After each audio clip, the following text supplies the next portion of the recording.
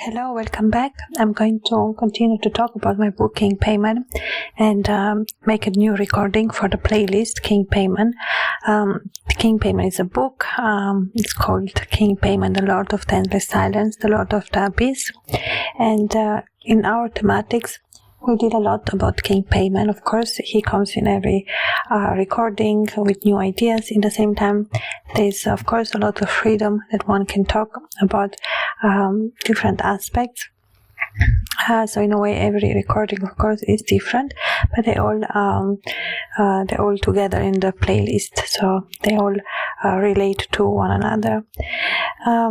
So there is something about a storm or winds, or about,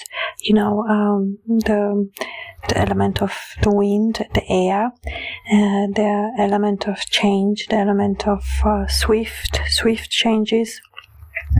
That something can seem very hard, and then one moment after another it lifts up. No, there is a lifting, there is a help, there is a guidance, there is a new energy coming in, which is very uplifting and very beautiful. And I was thinking today a lot about the other recordings which I did, which I enjoyed very much, to speak about things a little bit more in detail.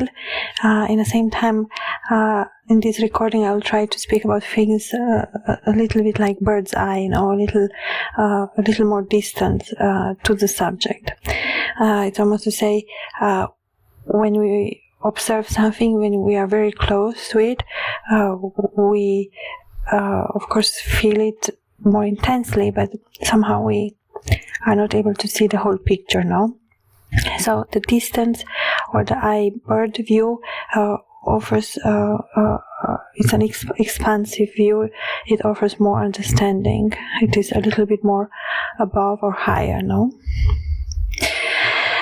So the position is always very important. Not say, well, how close I am to my subject, how far away is it a parallel line? Is it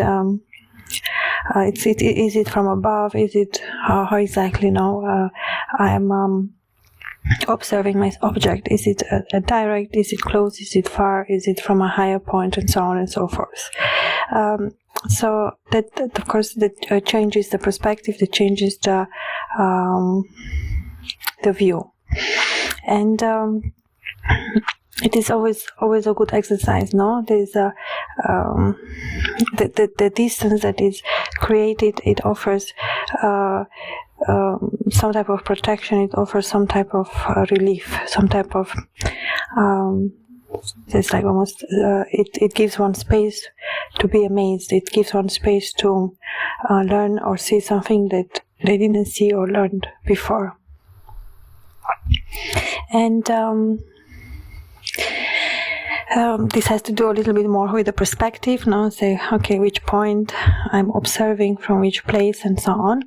At the same time, when we speak about observation, no, we say, well, if I'm in a room with many people that I don't know, no? It's like, well, if I sit in one place and I observe, it's almost like I am taking part of what's happening around me, even more than if I was to talk with one person and be very active, no?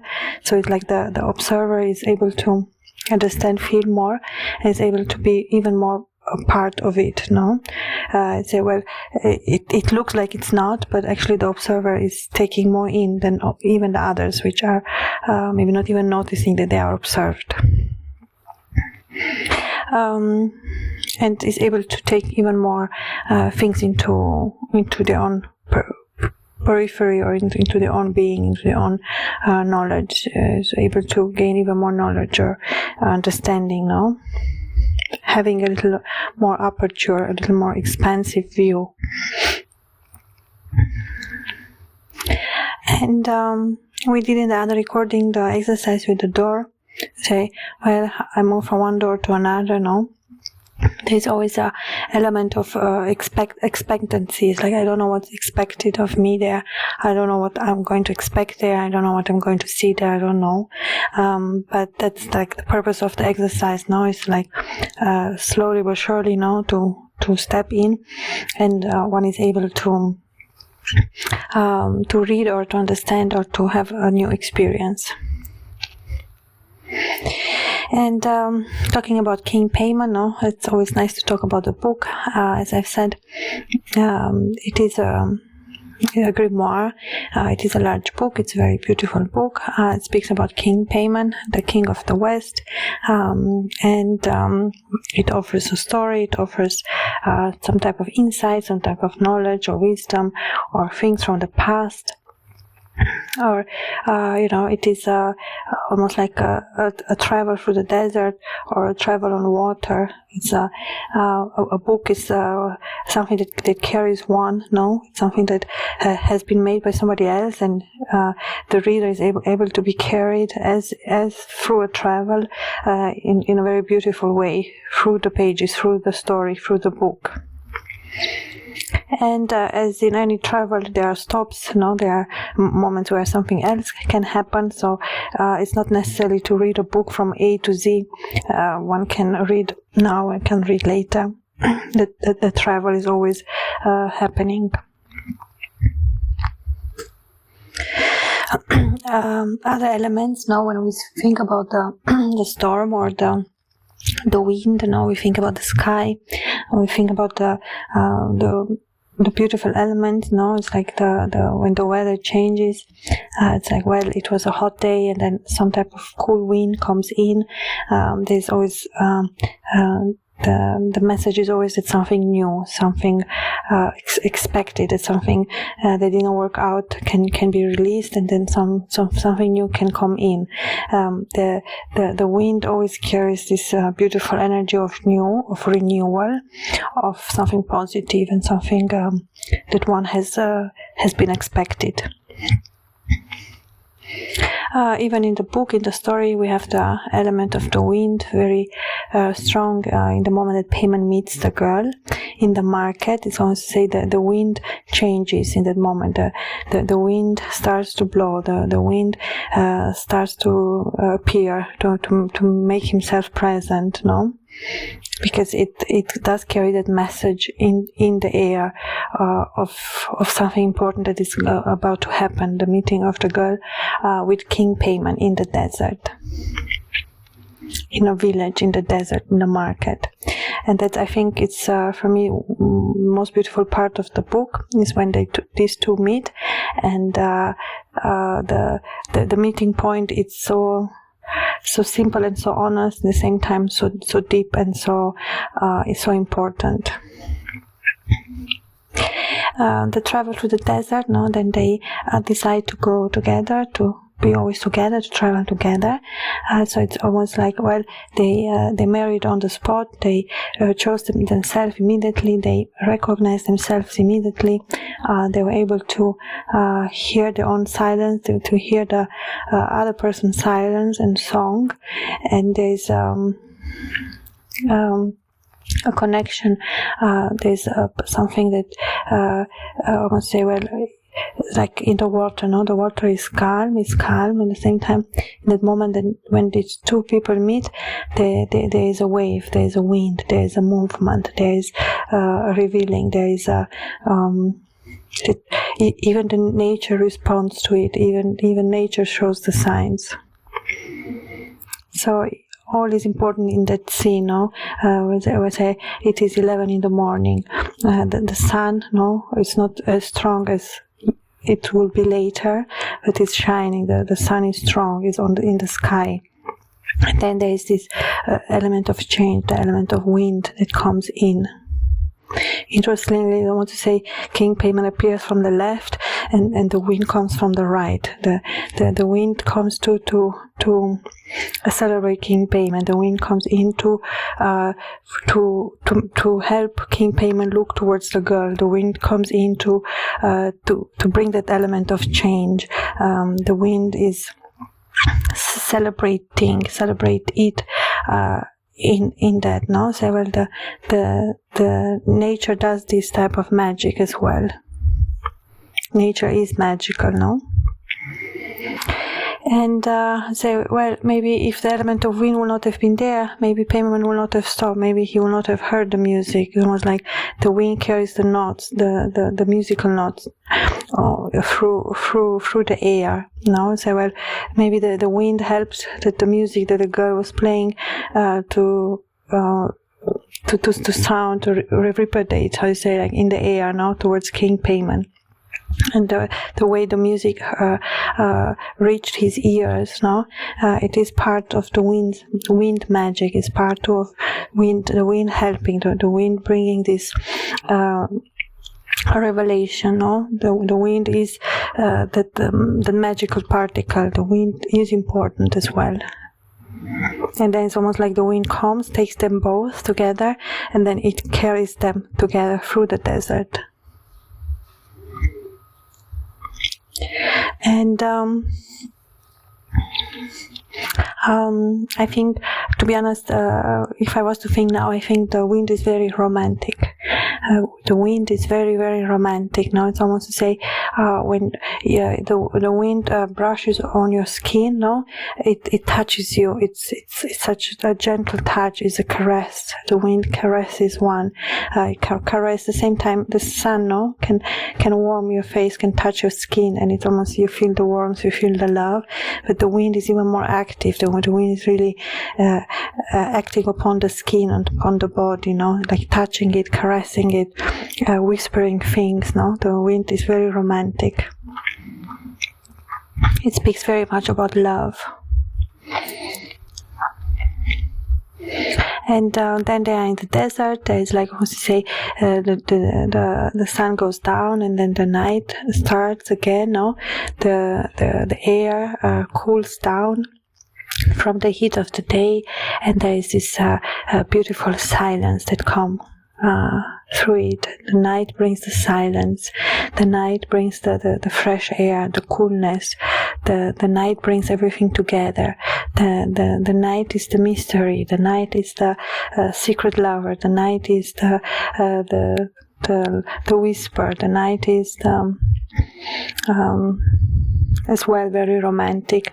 And then the girl and Paimon find themselves in the night, in the desert. You can imagine the beauty, the stars, the sky full of stars, the dark sky. Almost to say, well, it is not even dark, because the heat of the day, the sun has created this light, this warmth, and then it's almost like that part of the sun is still there, and it illuminates the night stars, the night sky. At the same time, the air is cooler. Everything is silent. They are in the desert. And then comes in the element of fire. The element of fire speaks about communion. It speaks about something very intimate, something very beautiful, something very this speaks, of course, always about the transformation, that things have evolved, things have transformed. That's the symbol of the fire in the desert. By Paimon meeting the girl, or girl meeting Paimon, things have been transformed in their life. Things have been brought to the place where they had to be brought. The transformation is done. The transformation happened. There's a celebration of it. The fire is always celebration. The fire rises higher and goes towards the sky. It speaks to the stars. It speaks to the destiny. The stars always speaks about destiny, something destined.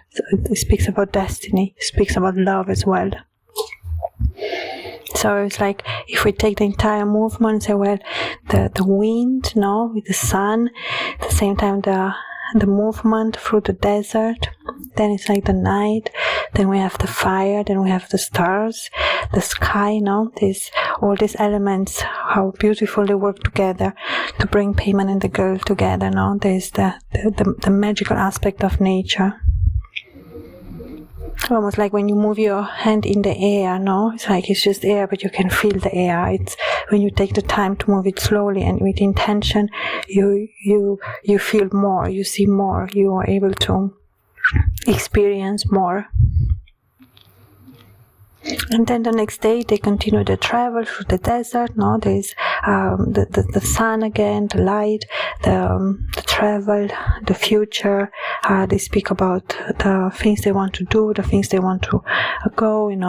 Their plans for the future. So it's very much related to the future, to their own future, to their own love, to their own creation, to their own hopes, to their own dreams, to their own love. So there's the element of coming together. No. And then they travel towards the water, they travel through the desert, to their home, to their place that they are going to be. So there's the element of new. They know that their life has begun, and the element of new, that it's almost like reaching them and them trying to reach that too as well. There's a meeting point. There's a second meeting point. The first meeting point is him meeting the girl, or girl meeting him, and then the second meeting point is them together with their own destiny. The stars are the one who are guiding the travel. The stars are always there, even during the day. The stars know the way, and so on and so forth. So the stars too. When we speak about destiny, we speak about something guided, something destined. So all these elements work very beautiful together. This is my favorite part in the book, because it's very romantic, and I really enjoy these scenes in the book. And I did read from this part exactly the first time I opened the book by accident. It was exactly there where they both met, and I found it funny, almost like exactly my favorite part came. Even if I didn't know when I opened the book has 745 pages, and I opened at page 340 or something like that, and it was describing exactly this scene, which is my favorite. There are, of course, many elements that work very beautiful together in the book, or when we speak about Paimon. If you're interested, please listen to the other recording as well. There's an entire album with the readings, which I always give a number. So there's always a follow-up, the next reading, the next recording that I made about the book, about King Paimon. They're all a little bit different. They're all interesting. And it's not only about the book, it's about King Paimon as well, and different exercises, or the different elements that one can converge or can learn, can understand, can have some type of insights into the story, or into their own life, or into their own parts, and say, well, I can read a book or can read a story, and at the same time I'm allowed, of course, to take the parts that speaks mostly to me, the parts that resonate the most to me. Those are, I say, well, this is my favorite part, this resonates with me the most, and maybe others parts less, but this part is that one that speaks to me the most. Thank you so much for listening. As I've said, if you are interested to read the book, you can find it on Amazon. It is called King Paimon, Lord of the Endless Silence, the Lord of the Abyss, written by me, Anais Giulia. I'm the author. And if you want to listen more about different recordings with my voice on the same thematic, you can check the playlist called King Paimon, and there are approximately 75 recordings until now on the book and on this thematic. Until next time, thank you so much for listening. Bye.